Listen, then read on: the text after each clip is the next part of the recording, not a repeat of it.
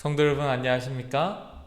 안식 후 3일 동안 하나님께서 우리를 지키시고 그리고 우리가 있는 곳에서 함께 예배하게 하시니 감사합니다. 오늘 이 성경 연구 모임에 각 있는 장소에서 오신 모든 분들을 환영하면서요, 기도로 시작하도록 하겠습니다. 하나님 우리 아버지, 오늘 우리가 또 기록되었을 때 라고 하는 소그룹 연구 교재를 가지고 하나님의 말씀을 연구하게 하시니 감사합니다. 하나님께서 이 시간 우리와 함께 하시고 우리에게 지혜 주셔서 하나님의 말씀을 깨달아 알 수 있도록 도와주시옵소서. 이보다 더 좋을 수 없다라는 주제로 하나님 나라에 대해서 연구할 때에 우리에게 지혜 주시옵소서. 우리 함께 하신 감사드리오며 예수님 이름으로 기도합니다. 아멘. 스코틀랜드의 북쪽에 20마일 정도 길이가 되는 네스라고 하는 호수가 있습니다. 그 호수는 네스 호수의 괴물 이야기로 상당히 유명한데요. 수백 년 동안 이 신비한 이 바다 생물이 호수에서 목격되었다라고 하는 이야기가 떠돌고 있는 것이죠. 최근에는 이것이 네스호의 괴물이다 라고 알려진 사진과 동영상까지 공개되어서요, 네스호에서 사는 그 괴생명체 네시라고 이름을 짓고 그 존재를 검증하기 위해서 세밀한 과학적 실험까지 이루어졌습니다. 여러분들은 이 네스 호수에 괴물이 산다 라고 하는 주장 어떻게 생각하십니까? 많은 사람들은 이 네스 호수에 괴물이 산다 라고 하는 이야기가 있는데 아무도 그 괴물을 증명할 수 없었습니다. 그래서 대부분의 과학자들은 네스호에 사는 괴물의 존재를 믿지 않았지요. 마찬가지로 극소수의 사람들만이 보았다라고 주장하는 한 장소가 있습니다. 그리고 그 장소에 대한 의문이 수천 년 동안 제기되었는데요. 여러분, 거기는 바로 천국입니다. 성경의 첫 번째 책과 마지막 책인 요한계시록은 천국을 언급하고 있습니다. 사실 성경에는 천국이 수백 번 언급되어 있습니다. 여러분, 정말 천국은 존재할까요? 만약 그렇다면 그곳은 어떤 곳일까요? 성경을 연구하면 우리는 하나님이 우리를 위해 계획하신 이보다 더 좋을 수 없는 그곳에 대해서 알게 될 것입니다. 여러분, 정말로 하늘이라고 불리는 그 장소가 존재할까요? 천국이 하늘나라 아닙니까? 예수님께서는 요한복음 6장 51절에 나는 하늘에서 내려왔다 라고 하십니다. 예수님께서 분명히 하늘이라고 불리는 장소를 말씀하셨죠. 본인이 하늘나라에서 오셨음을 분명히 선언하는 것입니다. 여러분, 그렇다면 이 성경은 하늘을 어떻게 이야기하고 있나요? 창세기 7장 23절에 보면 지면의 모든 생물을 쓸어버리리니 곧 사람과 가축과 기는 것과 공중의 새까지다 라고 이야기를 하고 있고요. 창세기 22장 17절에는 내가 내게 큰 복을 주고 내 씨가 크게 번성하여 하늘의 별과 같고, 이렇게 해서 그 하늘들을 이야기를 하고 있습니다. 그리고 마태복음 5장 16절 이같이 너희 빛을 사람 앞에 비치게 하여 그들로 너희 착한 행실을 보고 하늘에 계신 너희 아버지께 영광을 돌리라 라고 이야기를 하고 있죠. 성경에 따르면 하늘은 그 공중, 그러니까 새가 날아다니는 그 대기권 이야기하죠.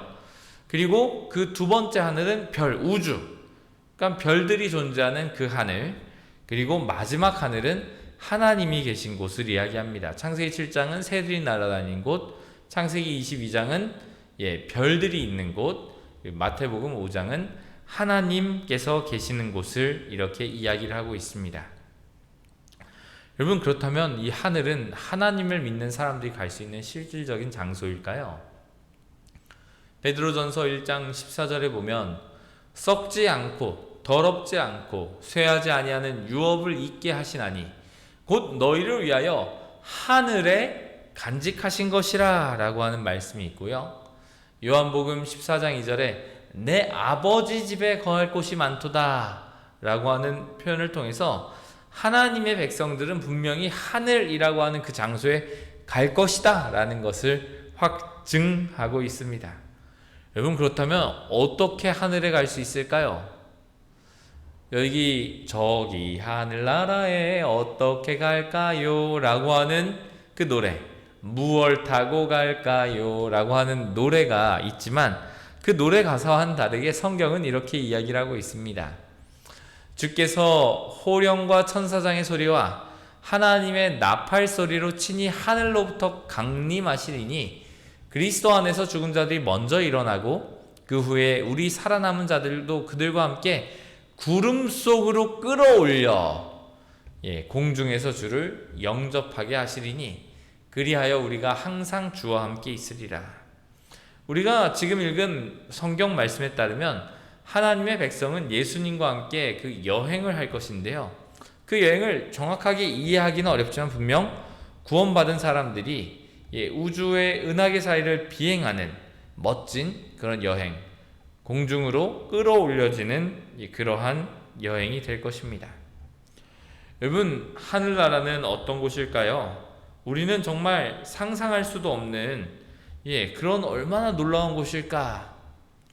고린도전서 2장 9절에 보면 기록된 바 하나님이 자기를 사랑하는 자들을 위하여 예비하신 모든 것은 눈으로 보지도 못하고 귀로 듣지 못하고 사람의 마음으로 생각하지도 못한다. 얼마나 놀라운 것인지 상상할 수도 없다, 이런 말입니다. 여러분, 여러분들이 본 가장 아름다운 장소를 떠올려 보십시오. 천국은 거기보다 훨씬 더 아름다울 것입니다. 가장 즐거웠던 휴가 떠올려 볼 수 있습니까? 그거보다 훨씬 더 즐거울 것입니다. 가장 기억에 남는 때가 있습니까? 하늘은 그때보다 더 좋을 것입니다. 우리가 마음껏 상상해 볼 수 있겠지만 하늘은 이 정말 얼마나 아름다운 곳일지 상상 이상일 것이죠. 여러분, 몇 명의 사람들은 하늘을 보고 그것에 대해서 기록한 사람들이 있습니다. 고린도후서 12장에 보면요, 그가 낙원으로 이끌려가서 말로 표현할 수 없는 말을 들었다. 요한계시록 4장에 이 이후에 내가 보니 하늘에 열린 문이 있었다.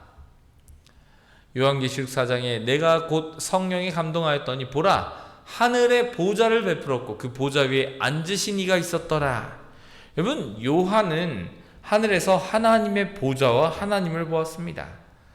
다니엘도 다니엘서 7장 9에서 10절에 하늘에 관해서 묘사했는데요, 여러분, 다니엘은 하늘을 봤을 때 아버지 하나님, 옛적부터 계시니 아버지 하나님이죠. 눈과 같이 희었다, 이 하나님의 옷을 본 것입니다. 깨끗한 양의 털과 같았다, 하나님의 머리털을 본 것 같습니다. 불꽃이 있었다, 하나님의 보좌를 본 것이죠. 타오르는 불이 있었다, 이 보좌에 있는 바퀴를 보았고요. 천천만만에 뭐가 있었다? 정말 수많은 천사가 있었다라는 것들을 보았습니다. 요한계시록 4장의 요한도 아버지 하나님을 보았고요, 하나님의 보좌를 보았고요, 보좌를 둘러싼 빛인 이 무지개를 보았고요, 24장로들과 유리바다를 보았습니다. 묘사했습니다.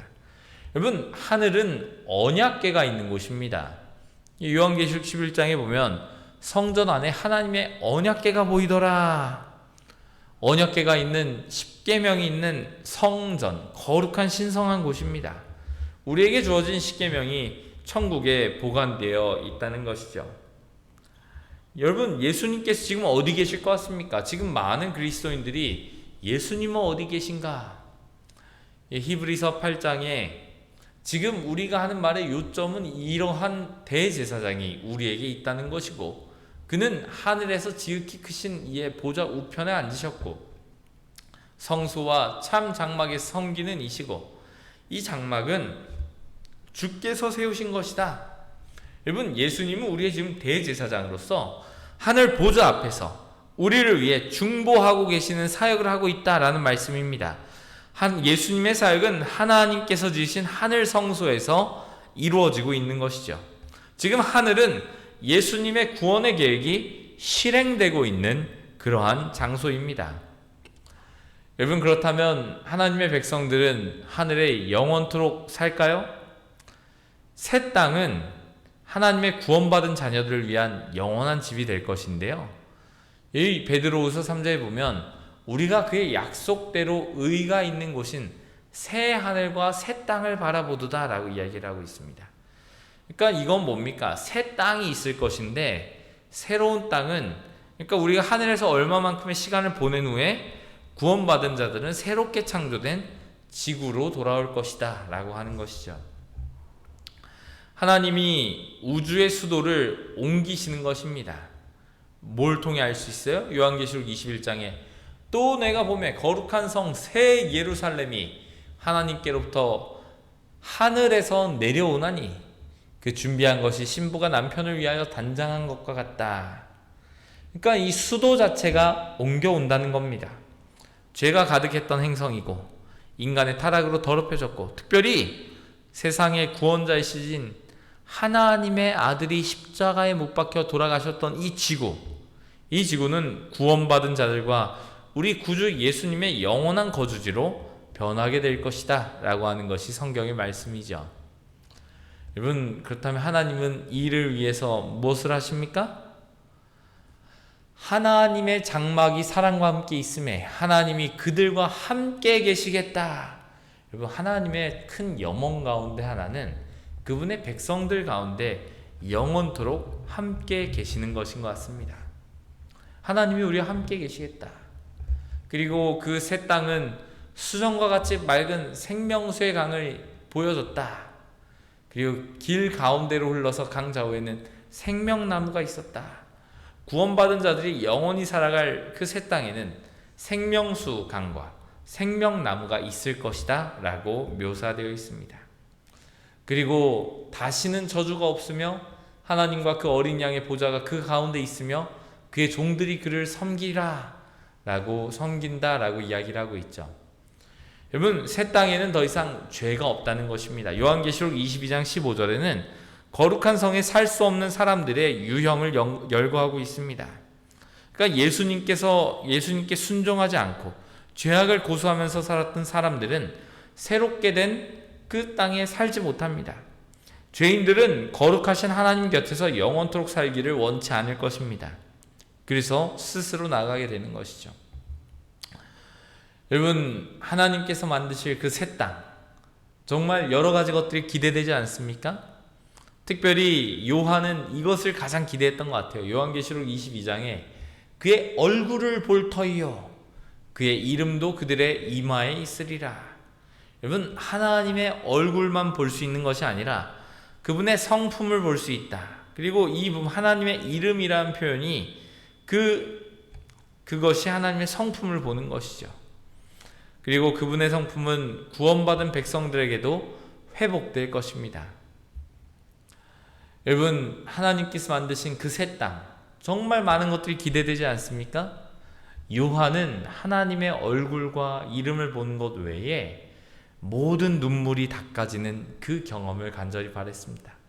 모든 눈물을 그 눈에서 닦아주시니 다시는 사망이 없고 애통하는 것이나 곡하는 것이나 아픈 것이 다시 있지 아니하리니 처음 것들이 다 지나갔더라. 여러분, 천국에는 영원토록 슬픔, 고통, 죽음으로 인한 이별, 이런 것이 없을 것입니다. 그것은 우리 모두가 고대하면서 기다리는 곳이 분명합니다. 여러분, 또 무엇이 기대되십니까? 깜깜한 게 싫은 사람들에게, 저희 아이들이 잠 자는 걸 별로 안 자요. 좀 있다가 잠 잘 자면서 자기가 싫어 그럽니다. 요한이 그런 어린아이의 마음이었을까요? 밤이 없겠다. 등불이 햇빛이 쓸데없겠다. 이는 주 하나님이 그들에게 빛이심이라. 그들이 세세토록 왕 노릇하리라 라고 요한계시록 22장 5절은 말하죠. 천국에는 영원토록 밤이 없습니다.